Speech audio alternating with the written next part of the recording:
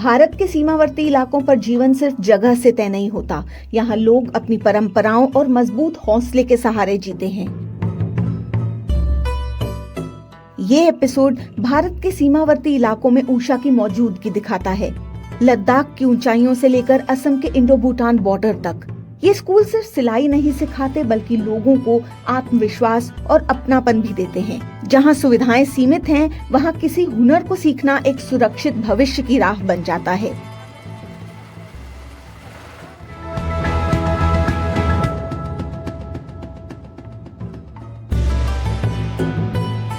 लद्दाख की ऊंचाइयां और खामोशी के बीच जहां जीवन खूबसूरत होने के साथ कठिन भी है, वहां हर दिन जीवन हिम्मत की मांग करता है। यहां पहाड़ों और सैन्य चौकियों के बीच बसे गांवों में महिलाएं हुनर को रोजगार और आत्मनिर्भरता में बदल रही हैं। ऊषा सिलाई स्कूल प्रोग्राम के जरिए सिलाई और कढ़ाई जैसे हुनर बदलाव की ताकत बन रहे हैं। समान सोच वाले संगठनों के साथ मिलकर ऊषा सिलाई स्कूल का असर और दूर तक पहुंच रहा है।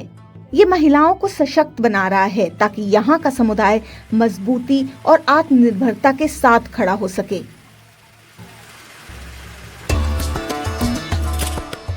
इस सफर की शुरुआत 2018 में हुई, जब समारंभ फाउंडेशन ने भारत के सबसे वंचित इलाकों में सतत विकास का लक्ष्य रखा। दिल्ली से काम करते हुए ये संस्था स्वयंसेवकों, मोटरसाइकिल राइडर्स और पेशेवरों को एक मकसद से जोड़ती है, यानी उन समुदायों तक पहुंचना जिन्हें विकास ने लंबे समय तक नजरअंदाज किया है।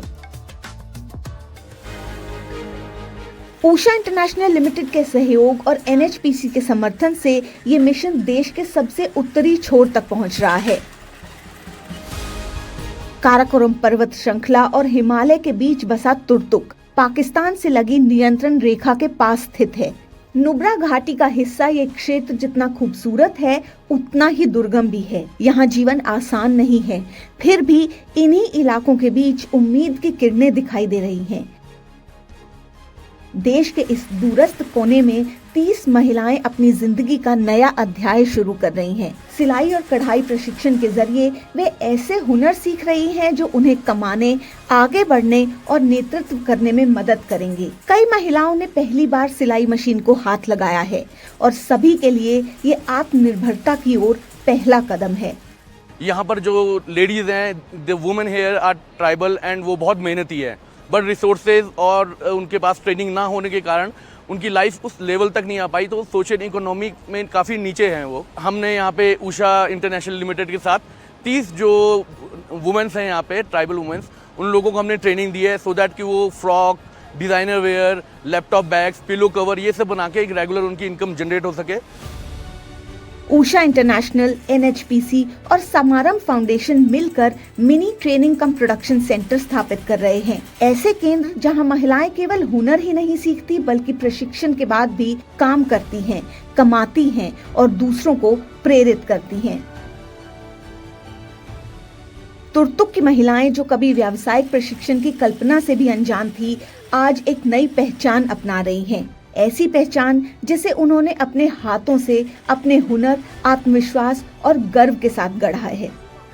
जब से हम ये इन तीनों मतलब कंपनी से, हम एनजीओ से मिले हुए, ऊषा कंपनी और ऊषा एनजीओ और समारंभ एंड NHP से हम मिले हुए, तब से हमें इतना खुश हो रहा है कि इतना आगे किया। मैंने तो सपने भी नहीं देखा था, ऐसे कुछ भी नहीं थे, यहाँ पे कोई ट्रेनिंग भी नहीं हुई थी, इसलिए तो कुछ भी नहीं थे। जब से यहाँ पे ये ऊषा की मतलब हमें वो मिला है, मशीनें मिले हैं, तब से यहाँ पे उसी कंपनी, तीनों कंपनी की वजह से हमें ट्रेनर भी यहाँ पे लाया हुआ है, 2 ट्रेनर लाया है। उनने हमें 3 दिन में हमने इतना सिखाया कि सूट भी बनाना सिखाया, हमने पिलो कवर भी बनाना सीखा। इंशाल्लाह इससे आगे भी हम आगे बढ़ने के लिए हम इतनी मेहनत कर रहे हैं। यहाँ की लड़कियाँ मतलब बहुत मेहनत कर रहे हैं। इन ऊषा सिलाई स्कूल प्रोग्राम ऊषा सिलाई स्कूल कार्यक्रम में हम ग्रामीण महिलाओं को सिलाई और कढ़ाई के माध्यम से प्रशिक्षण देते हैं और उन्हें अपना सामाजिक उद्यम शुरू करने में सहायता करते हैं। लेकिन इस मामले में हमारा काम केवल ग्रामीण क्षेत्रों तक सीमित नहीं है। हम इस कार्यक्रम के लाभ देश के सबसे दूरस्थ इलाकों तक, विशेष रूप से सीमा से लगे क्षेत्रों तक पहुंचा रहे हैं। हम हर जगह जाकर महिलाओं को सिलाई और कढ़ाई का प्रशिक्षण देते हैं क्योंकि उन क्षेत्रों में अवसर और संसाधन बहुत सीमित होते हैं। उषा एक संगठन के रूप में इन स्थानों तक पहुंचने और महिलाओं को सहयोग देने के लिए पूरी तरह प्रतिबद्ध है ताकि वे सिलाई और कढ़ाई के माध्यम से अपनी आय शुरू कर सकें। तुर्तुक की महिलाएं जहां अपनी नई पहचान गढ़ रही हैं, वहीं कारगिल के एक गांव कुंभथांग की महिलाएं भी आगे बढ़ने का सपना देख रही हैं।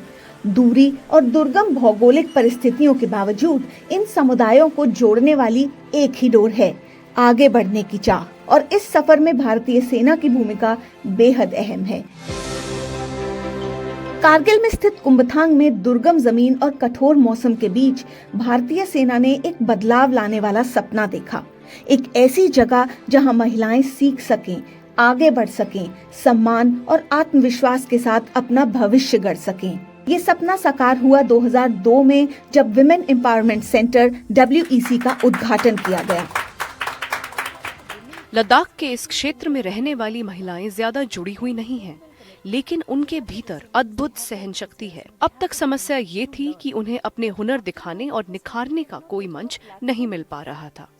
इसी बात का ध्यान रखते हुए महिला सशक्तिकरण केंद्र WEC की स्थापना की गई, ताकि महिलाओं को एक ऐसा मंच मिल सके जहां वे अपने क्षेत्र में मौजूद अपने छोटे से हुनर हमारे साथ साझा कर सकें। उषा इंटरनेशनल जैसे समर्पित साझेदार के साथ WEC सीख और अवसरों का एक जीवंत केंद्र बन गया। महिलाएं जिज्ञासा और उम्मीद के साथ इस केंद्र में आईं और ऐसे हुनर लेकर बाहर निकली जिन्होंने उन्हें आत्मविश्वास की दिशा में ठोस कदम बढ़ाने के लिए सक्षम बनाया। इस पहल के केंद्र में था सिलाई स्कूल, जहां सिलाई एक मजबूत सशक्तिकरण का माध्यम बन गई। 15 महिलाओं के एक समूह ने 25 दिनों का सिलाई प्रशिक्षण कार्यक्रम सफलतापूर्वक पूरा किया। ट्रेनिंग रूम के भीतर सिलाई मशीनें लगातार चलती रही और प्रशिक्षकों ने धैर्य और समर्पण के साथ हर कदम पर मार्गदर्शन दिया। हर टांका सिर्फ कपड़े को नहीं जोड़ रहा था, बल्कि आत्मविश्वास, सटीकता और गर्व को भी गढ़ रहा था।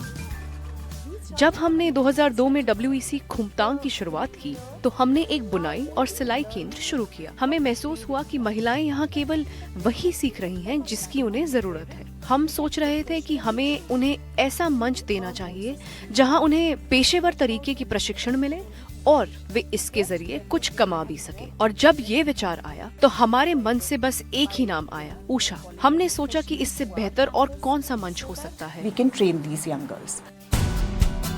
सिलाई का असर सिर्फ कक्षा तक सीमित नहीं रहा। व्यावहारिक सिलाई कौशल से लैस ये महिलाएं अपने घरों से ही कमाई करने में सक्षम हुई, परिवार की आमदनी में योगदान दिया और आत्मविश्वास और सम्मान के साथ अपने परिवार का समर्थन किया।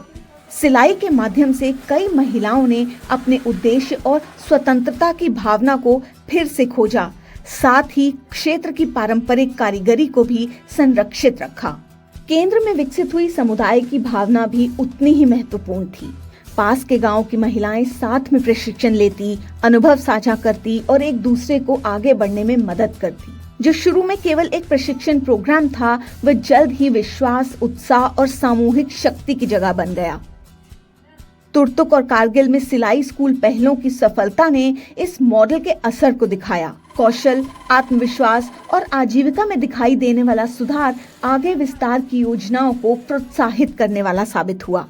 इसने अन्य दूरस्थ और सीमा क्षेत्रों में अतिरिक्त सिलाई स्कूल और महिला सशक्तिकरण केंद्र स्थापित करने की नींव रखी। उन महिलाओं तक पहुंच बनाने के लिए जो लंबे समय से औपचारिक कौशल विकास कार्यक्रमों से बाहर थी। WEC के पीछे जो विजन था वह पूरी तरह से साकार हुआ। कौशल के माध्यम से सशक्तिकरण, रोजगार के माध्यम से सम्मान और समुदाय के माध्यम से ताकत। जब एक सिलाई मशीन सक्षम हाथों में दी गई तो इस पहल ने मजबूत परिवार, साहसी समुदाय और आत्मनिर्भर क्षेत्र को एक साथ सशक्त किया।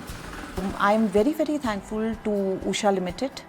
मैं उषा लिमिटेड की बहुत आभारी हूँ कि उन्होंने यहाँ एक पहल शुरू करने के लिए सहमति दी। अब हमारा विजन ये है कि हमारी महिलाएं अच्छे से प्रशिक्षण होंगी और जैसा कि मैं देख रही हूँ, आगे चलकर वे पेशेवर रूप से भी सक्षम बन पाएंगे।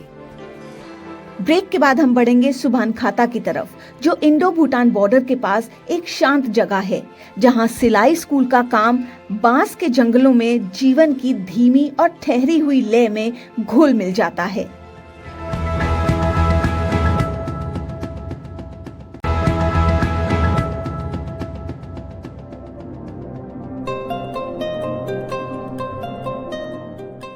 असम के बक्सा जिले में सुबनखाता के पास धाकिनकुची गांव भारत और भूटान की अंतर्राष्ट्रीय सीमा के बिल्कुल पास स्थित है। बक्सा एक सीमा क्षेत्र है जहां का भूगोल दुर्गम और बाजार सीमित हैं, लेकिन सीमा के दोनों ओर की संस्कृतियां जुड़ी हुई हैं।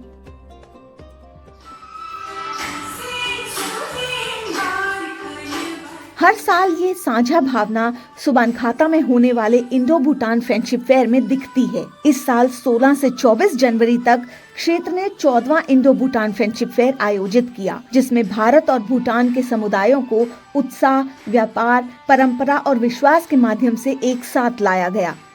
यहाँ सीमाएं केवल राजनीतिक रेखाएं हैं जो नक्शों के लिए हैं। कपड़े, भोजन, रीति रिवाज और सम्मान आसानी से सीमाएं पार कर जाते हैं। फिर भी इस सामंजस्य के पीछे महिलाओं के आर्थिक अवसर बहुत सीमित हैं। अधिकांश महिलाएं केवल घर के काम, खेती या अनियमित मजदूरी तक ही सीमित हैं। कौशल आधारित आजीविका दुर्लभ है, आर्थिक निर्भरता आम है।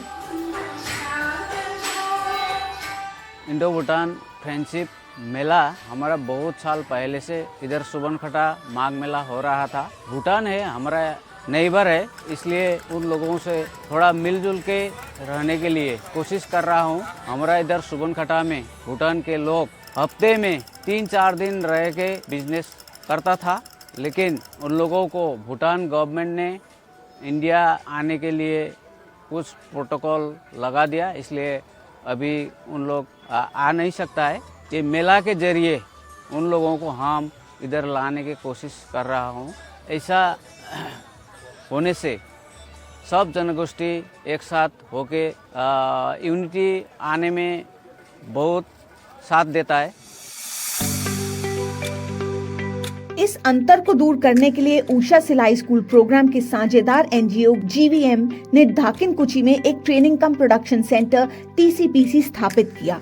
Holistic rural development programme HRDP के तहत HDFC फाउंडेशन के आर्थिक सहयोग से ये TCPC क्षेत्र में अवसर लेकर आया। उषा सिलाई स्कूल मॉडल के तहत महिलाओं का एक समूह बनाया गया, जिसमें 12 महिलाओं ने मिलकर बिरगौश्री फैशन और होम एक्सेसरीज यूनिट का गठन किया। आवासीय प्रशिक्षण के दौरान महिलाओं को कई तरह के कौशल सिखाए जाते हैं, जैसे सिलाई और मशीन संचालन, कपड़े काटना और तैयार करना, डिजाइन, विकास, फिनिशिंग और बुनियादी मार्केटिंग कौशल। उषा सिलाई मशीनों की मदद से उनका काम आसान और प्रभावी बनता है और TCPC जल्द ही सीखने, आत्मविश्वास और रचनात्मक का एक जीवंत केंद्र बन जाता है।